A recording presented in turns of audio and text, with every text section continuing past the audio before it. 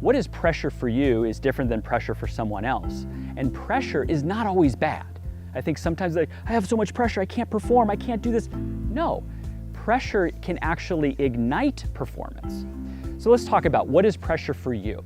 Well, pressure is actually a perspective because it's how you're defining a situation. What's the meaning you're putting to it? It could be, I feel pressure because I'm overwhelmed with the amount of things I have to do. So I feel pressure. Other times it's, I've never spoken in front of 100 people before. That's the pressure of now a new environment. Or I am now actually winning a golf tournament and the pressure of finishing it out. Those would be different events that could create pressure for somebody.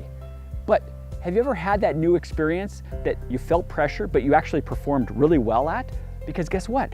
It got you more focused. It got you more engaged because you knew it was important. I think the trick here is if we make it too important, then we get overwhelmed, we get anxious, we get fearful of what could happen. But if we get excited about the pressure and go, this is what I've trained for, this is what I want, oh cool, let's have a good time with this, then it'll actually help your performance. Because part of performing is utilizing skills that you've already developed. And many of you already have a high skill set. But now if I put you in different environments, can that skill set shine through? And that's where the pressure comes into play. So first off is you need to shift your meaning of what pressure means to you. This situation has a lot of pressure.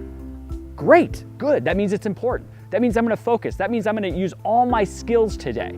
Because part of flow, and I talked about this in another video, is flow in the zone is actually when you're challenged just beyond that comfort zone. You're pressured just beyond that because now you can use all of those skills and you're gonna be fully engaged.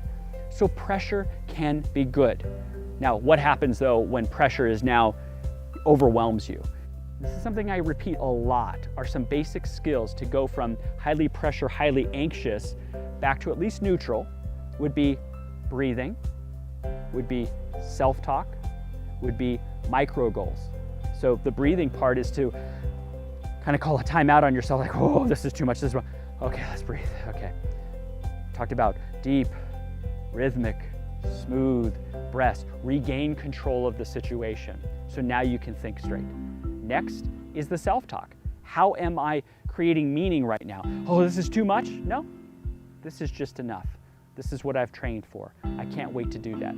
Change what it means to you. We call that reframing your self-talk. Next is the micro goal. What's in my control for the next 30 seconds, the next minute? That's all.